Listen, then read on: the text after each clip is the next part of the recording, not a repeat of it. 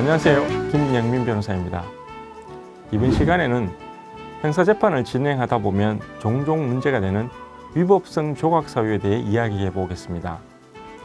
위법성 조각사유란 행위 자체는 법률에 위반되어 범죄에 해당하지만 특별한 사유가 존재할 경우 그 행위의 위법성이 부정되어 처벌되지 않는 경우를 의미합니다.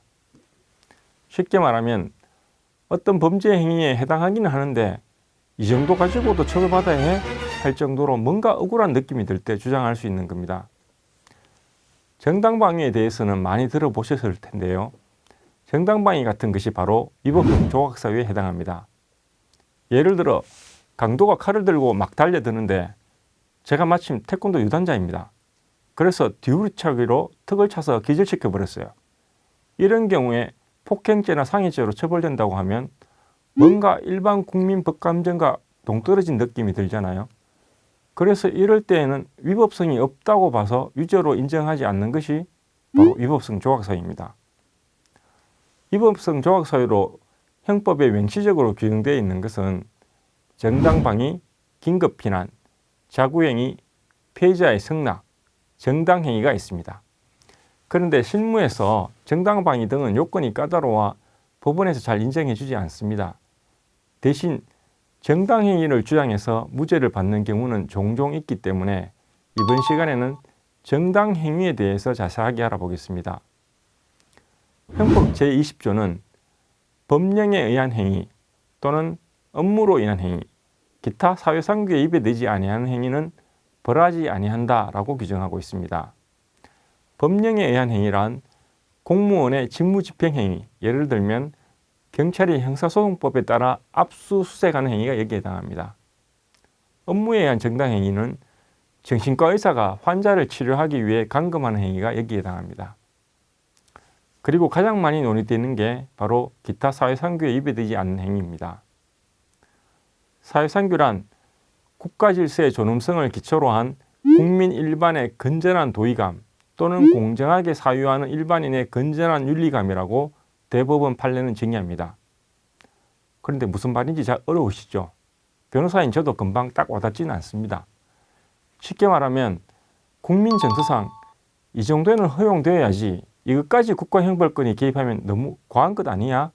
라는 생각이 들게 하는 행위들을 정당행위라고 보는 것 같습니다.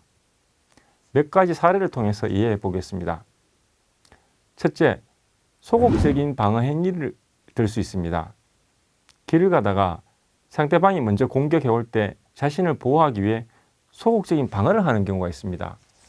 이 경우 필요 최소한의 방어 행위라면 폭행죄나 상해죄가 성립하지 않고 정당행위로 인정될 수 있습니다. 그런데 소극적인 방어를 넘어서 과도한 반격이라면 처벌될 수도 있습니다. 둘째, 권리 행사도 정당행위의 대표적인 경우입니다.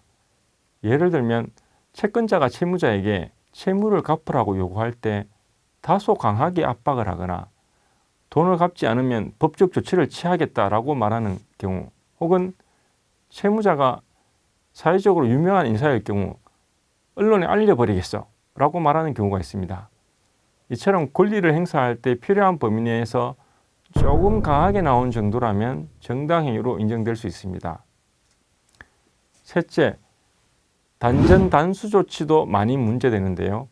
일정한 요건을 갖춘다면 정당행위에 해당할 수 있습니다. 즉, 임대차 계약이 종료된 상태에서 세입자가 보증금도 다 까먹고 임대료도 미지급한 상태여야 하고 사전에 미리 단전 단수 조치한다고 통보를 했어야 합니다. 이런 요건을 갖추었을 경우에는 정당행위로 인정되어 처벌받지 않겠지만 이런 통보 절차나 다른 요건을 갖추지 않았다면 업무방해죄로 처벌받을 수 있습니다. 마지막으로 무면허 의료 행위가 있습니다. 의외로 대체의학, 자연요법 등을 내세우며 무면허 의료 행위가 많이 벌어지는데요. 원칙적으로 의료인이 아닌 사람이 의료 행위를 하면 의료법 위반으로 처벌 대상이 됩니다. 다만 법원에서는 민간요법 수준의 수지침 정도는 사회상규에 반하지 않는 행위로 인정합니다.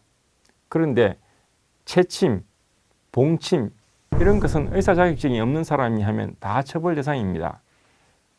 그리고 우리 주변에 문신도 많이 하잖아요. 그것도 불법입니다. 많이 한다고 해서 다 정당행위로 인정되지는 않습니다.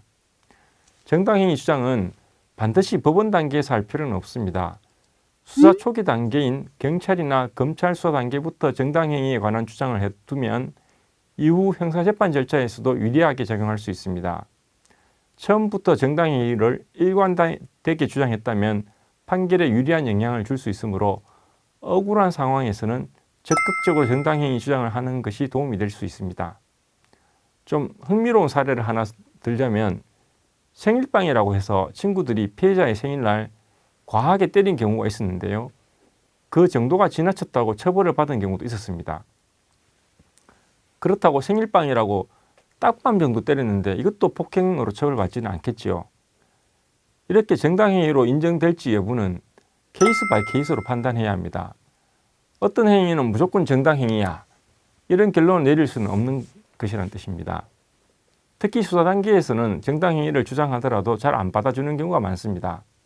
그렇지만 법원에서는 경미한 범죄인 경우, 예를 들면 폭행, 명예훼손, 모욕, 손괴 등의 경우 무죄를 선고하는 경우가 종종 있으니 억울하다는 생각이 들 때에는 너무 쉽게 포기하지 마시고 정당행위를 주장해 보시는 것도 좋은 방법이 될 수 있습니다. 다만 처음부터 꼭 전문가의 도움을 받아서 설득력 있게 주장하실 것을 권합니다. 감사합니다. 라디오 생활법률, 지금까지 담당의 김영민 변호사였습니다.